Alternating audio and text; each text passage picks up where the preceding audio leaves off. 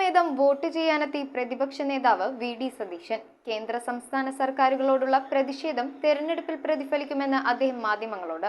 കേന്ദ്ര സംസ്ഥാന സർക്കാരുകളോടുള്ള പ്രതിഷേധം ഈ തെരഞ്ഞെടുപ്പിൽ പ്രതിഫലിക്കുമെന്ന് പ്രതിപക്ഷ നേതാവ് വി.ഡി. സതീശൻ പറഞ്ഞു. കുടുംബസമേതം പറവൂർ ബൂത്തിലെത്തി വോട്ട് രേഖപ്പെടുത്തിയതിന് പിന്നാലെ മാധ്യമങ്ങളോട് സംസാരിക്കുകയായിരുന്നു അദ്ദേഹം. വലിയ പ്രധാനപ്പെട്ട തെരഞ്ഞെടുപ്പാണ്. നമ്മുടെ രാജ്യം ജീവിക്കണമോ മരിക്കണമോ എന്നുള്ള ചോദ്യം ഉയരുന്നൊരു തെരഞ്ഞെടുപ്പാണ്.